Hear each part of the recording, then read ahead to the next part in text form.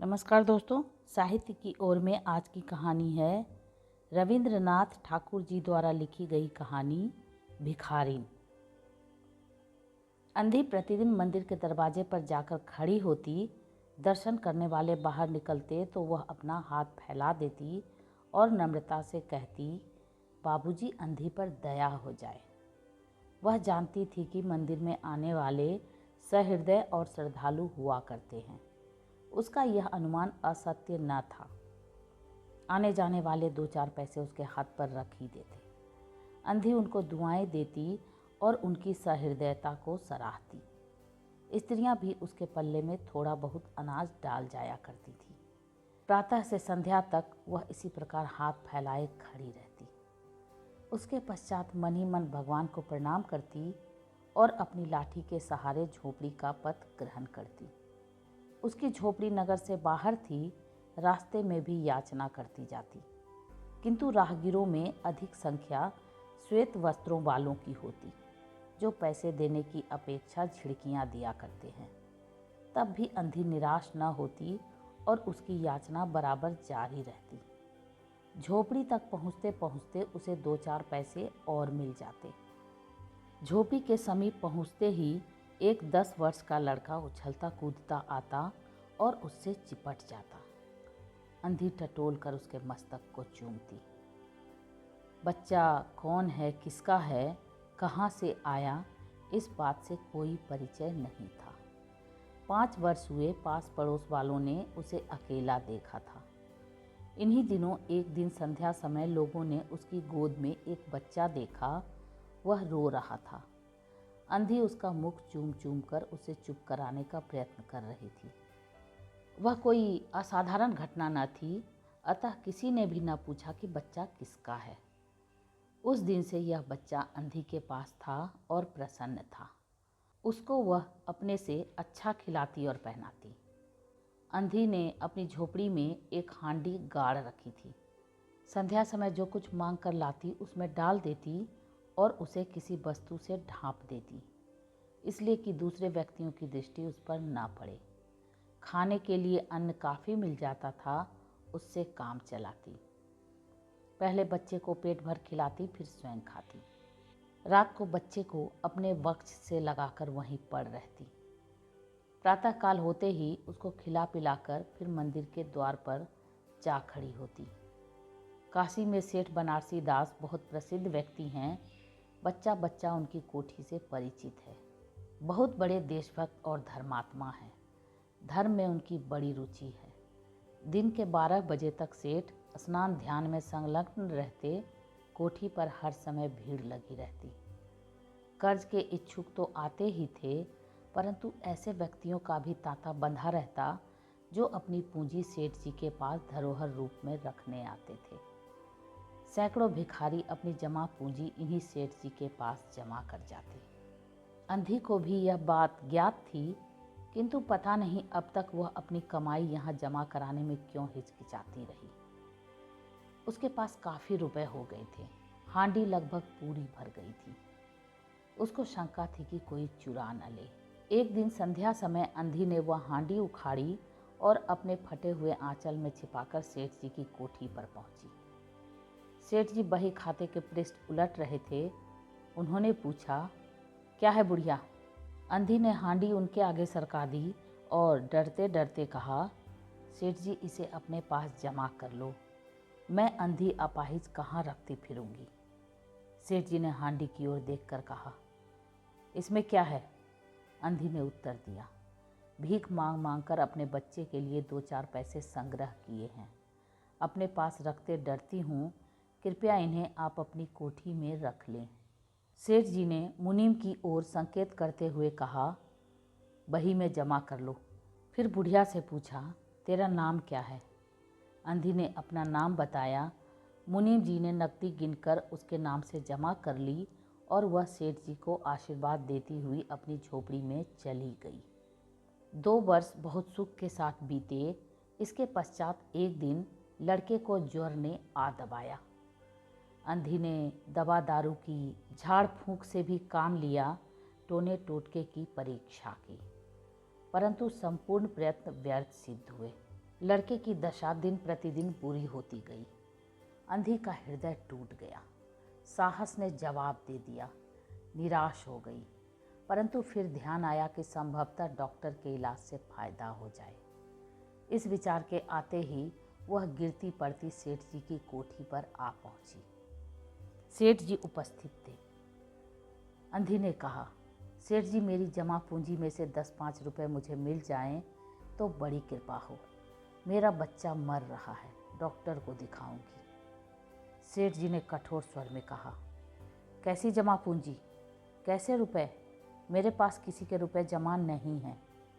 अंधी ने रोते हुए उत्तर दिया, 2 वर्ष हुए मैं आपके पास धरोहर रख गई थी, दे दीजिए, बड़ी दया होगी। सेठ जी ने मुनीम की ओर रहस्यमयी दृष्टि से देखते हुए कहा, मुनीम जी जरा देखना तो, इसके नाम की कोई पूंजी जमा है क्या? तेरा नाम क्या है री? अंधी की जान में जान आई। आशा बंधी। पहला उत्तर सुनकर उसने सोचा कि सेठ बेईमान है, किंतु अब सोचने लगी संभवतः उसे ध्यान न रहा होगा। ऐसा धर्मी व्यक्ति भी भला कहीं झूठ बोल सकता है। उसने अपना नाम बता दिया। उलट पलट कर देखा, फिर कहा, नहीं तो इस नाम पर 1 पाई भी जमा नहीं है। अंधी वहीं जमी बैठी रही। उसने रो रो कर कहा, सेठ जी, परमात्मा के नाम पर, धर्म के नाम पर कुछ दे दीजिए, मेरा बच्चा जी जाएगा, मैं जीवन भर आपके गुण गाऊंगी। परंतु पत्थर में जोंक न लगी। सेठ जी ने क्रुद्ध होकर उत्तर दिया, जाती है या नौकर को बुलाऊं? अंधी लाठी टेक कर खड़ी हो गई और सेठ जी की ओर मुंह करके बोली, अच्छा भगवान तुम्हें बहुत दे, और अपनी झोपड़ी की ओर चल दी। यह आशीष न था बल्कि एक दुखी का शाप था। बच्चे की दशा बिगड़ती गई। दवा दारू हुई ही नहीं, फायदा क्यों कर होता। एक दिन उसकी अवस्था चिंताजनक हो गई। प्राणों के लाले पड़ गए। उसके जीवन से अंधी भी निराश हो गई। सेठ जी पर रह रह कर उसे क्रोध आता था। इतना धनी व्यक्ति है, 2-4 रुपए दे देता तो क्या चला जाता, और फिर मैं उससे कुछ दान नहीं मांग रही थी, अपने ही रुपए मांगने गई थी। सेठ जी से घृणा हो गई। बैठे बैठे उसको कुछ ध्यान आया। उसने बच्चे को अपनी गोद में उठा लिया और ठोकरे खाती गिरती पड़ती सेठ जी के पास पहुंची और उनके द्वार पर धरना देकर बैठ गई। बच्चे का शरीर ज्वर से भभक रहा था और अंधी का कलेजा भी। एक नौकर किसी काम से बाहर आया। अंधी को बैठा देखकर उसने सेठ जी को सूचना दी। सेठ जी ने आज्ञा दी कि उसे भगा दो। नौकर ने अंधी से चले जाने को कहा, किंतु वह उस स्थान से न हिली। मारने का भय दिखाया, पर वह टस से मस न हुई। उसने फिर अंदर जाकर कहा कि वह नहीं टलती। सेठ जी स्वयं बाहर पधारे। देखते ही पहचान गए। बच्चे को देखकर उन्हें बहुत आश्चर्य हुआ कि उसकी शक्ल सूरत उनके मोहन से बहुत मिलती जुलती है। 7 वर्ष हुए जब मोहन किसी मेले में खो गया था। उसकी बहुत खोज की, पर उसका कोई पता न मिला। उन्हें स्मरण हो आया कि मोहन की जांघ पर एक लाल रंग का चिन्ह था। इस विचार के आते ही उन्होंने अंधी की गोद के बच्चे की जांघ देखी। चिन्ह अवश्य था, परंतु पहले से कुछ बड़ा। उनको विश्वास हो गया कि बच्चा उन्हीं का है। तुरंत उसको छीनकर अपने कलेजे से चिपटा लिया। शरीर ज्वर से तप रहा था। नौकर को डॉक्टर लाने के लिए भेजा और स्वयं मकान के अंदर चल दिए। अंधी खड़ी हो गई और चिल्लाने लगी, मेरे बच्चे को न ले जाओ, मेरे रुपए तो हजम कर गए, अब क्या मेरा बच्चा भी मुझसे छीनोगे? सेठ जी बहुत चिंतित हुए और कहा, बच्चा मेरा है, यही एक बच्चा है। 7 वर्ष पूर्व कहीं खो गया था, अब मिला है, सो इसे कहीं नहीं जाने दूंगा और लाख यत्न करके भी इसके प्राण बचाऊंगा। अंधी ने एक जोरदार ठहाका लगाया। तुम्हारा बच्चा है इसलिए यत्न करके भी उसे बचाओगे? मेरा बच्चा होता तो उसे मर जाने देते, क्यों? यह भी कोई न्याय है?